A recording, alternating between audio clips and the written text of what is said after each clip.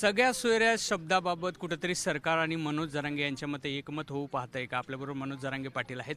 अंतिम मसुदा एक तुमच्याकडे आता बच्चू कडूंनी दिला, त्याच्यामध्ये सुद्धा काही तुम्ही बदल सुचवणार आहेत, पण जो तुमची मूळ मागणी होती ती कुठेतरी पूर्ण होताना दिसतंय का? याचा काही फायदा होऊ शकेल का? नाही नाही नाही काही फायदा नाही ना, काही नाही. बदल सुचवायची गरज नाही. बदल ते प्रत्येक वेळेस आम्ही तेच लिहून देतो, तेच आणते तर परत म्हणते त्यात काही बदल आहे.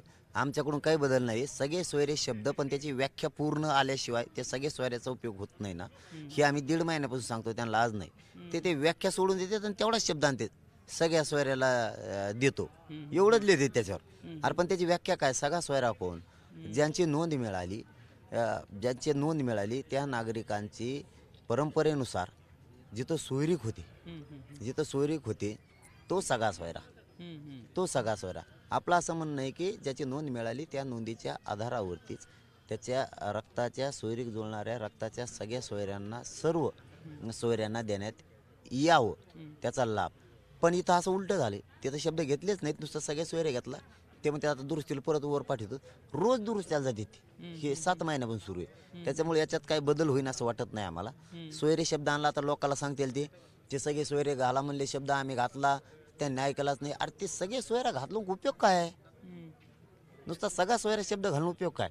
ज्याच्यासाठी घालायचा आहे, जसं की आपण एखादं घर बांधतो, अगोदर फाउंडेशन खोदतो. फाउंडेशन पक्का असलं तर घर टिकतं. तुम्ही जमिनीवर भिताडं बांधले तर त्याच्यावर पत्रे टाकून दिले, वाराला जाईन उडून ते सगळं. त्याचा उपयोग काय? बेस पक्का आहे का? नाही. तर आमचं म्हणणं आहे 54 लाख नोंदी खराब बेस याचा, त्या सगळ्या सोयऱ्याचा. इकडच्या 54 लाखाला जर प्रमाणपत्र मिळालं तरच सोयऱ्याला त्याला देता येईल ना. ह्या ज्याच्या नोंदी मिळाल्या त्यालाच प्रमाणपत्र, त्याचा दुरण ठिकाणात यांचं कुठं टिकिता? यांचं तर काहीच नाहीये.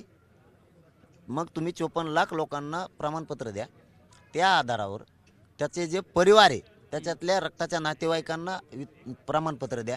54 लाख प्लस किती नातेवाईकांना त्याच्या दिले, एकूण आकडा राज्यातला किती होतोय, आणि त्या आकड्याच्या आधारावर त्याच्या सगळ्या सोयऱ्याला द्यायचं. जिथं त्याचे लग्न सोयरीक परंपरेनुसार जुळती, त्यांच्या सर्व सोयऱ्यांना इकडं जुळलेल्या आकड्यानुसार त्यांना लाभ द्यायचा. यांचं इकडंच जुळलं नाही तर त्यांना कोण देणार आहे? ती कागद झाला नुसता. हे बघा आम्ही सगळे सोयरे शब्द घेतला, शब्द घेतला, पण ज्याच्या आधारावर त्या सोयऱ्याचा फायदा होणार आहे त्याला काही नाही इकडं. म्हणजे प्रमाणपत्र वाटप झालं नाही म्हणून ह्या मसुद्याचा अर्थ नाही असं म्हणणं आहे का तुमचं? आणि मग त्याचा उपयोग काय? मग ते कशाला घ्यायचं? आम्हाला कागद डोक्यात घेऊन हिंडायचं काय नुसतं ते? पण मसुदा तरी पटलाय का तुम्हाला?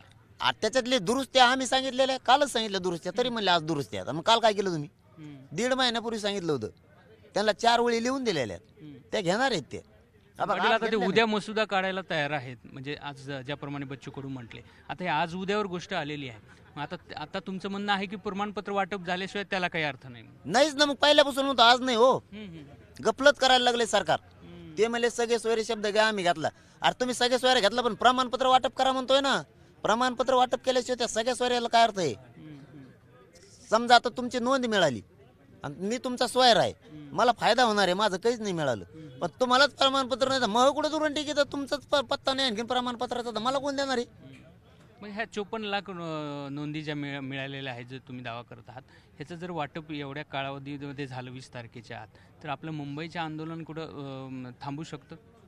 54 लाख नोंदी मिळाल्या. त्या 54 लाख नोंदी मिळालेल्या सगळ्यांना 20 तारखेच्या आत प्रमाणपत्र तुम्हाला द्यावे लागणार आहे.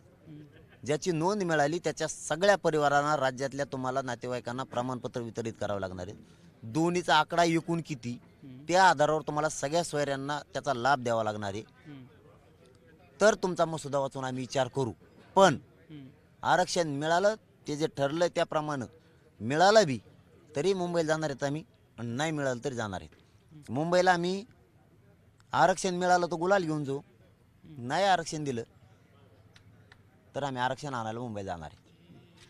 आत्ता बच्चू कडूंच्या तुमच्या चर्चेवरून तुम्हाला वाटतंय का हे सगळ्या प्रक्रिया 20 तारखेच्या आत पूर्ण होतील म्हणून? नाही होणार, अजिबात नाही होणार.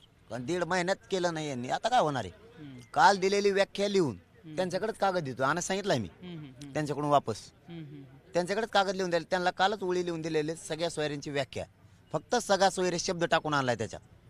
त्याची व्याख्या काय? उद्या अधिकाऱ्यांनी परत अडचण आणायला सुरू केल्यावर आमच्या गोरगरीब मराठ्यांच्या लोकांना सगळा सोयरा कसा काय, मग काय करायचं? आम्ही शपथपत्राचा विषय ठरलेला होता त्याच्यात, हे शपथपत्र येऊन देऊ. त्यांनी सांगितलं होतं ते बॉन्ड सुद्धा आपण शासनाच्या वतीनं मोफत करू, की ते शपथपत्र देता येईल, त्याच्यात काही उल्लेख नाही. मग काल ते ठरलंय मीडियाच्या समोर ते वाक्य सगळे. मी इकडे काही सांगेन, कालचा मीडिया समोरचा आजचा मीडिया समोरचं सांभाळून ठेवा. मीडियाच्या बांधवाला विनंती, आमचा डाटा नाही तुम्ही ते सांभाळून ठेवा. कालचीच चर्चा आहे, ते मोफतचं बाजूलाच राहिलं. ते वितरित करायचा विषय तोही बाजूलाच राहिला.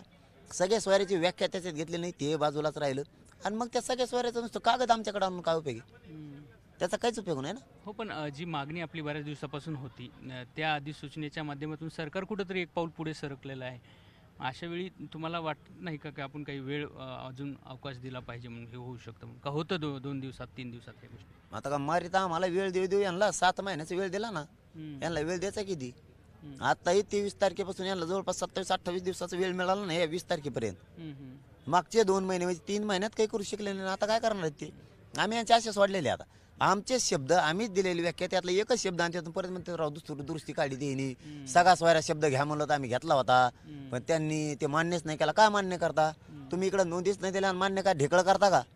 काय मान्य करता? इकडे नोंदीच द्यायचं, कुणबी प्रमाणपत्रच नाही त्यांना. त्यांनी 20 तारखेच्या आत हे सगळं करावं. आम्ही मराठी सरकारवर गुलाल टाकायला तयार आहेत, पण तुम्ही नाही दिलं तरी आम्ही आरक्षण घेण्यासाठी मुंबईला येणार आहेत. 20 तारखेला तरी आम्ही मुंबईला येणारच. एकूणच मनोज जरांगे हे पुन्हा एकदा आपल्या वक्तव्यावरती ठाम आहेत की 20 तारखेला आपण मुंबईला जाणार आहोत. अर्थात काही सरकारनं सकारात्मक पाऊल उचलले तर आम्ही ती गुलाल घेऊन त्या ठिकाणी जाऊ.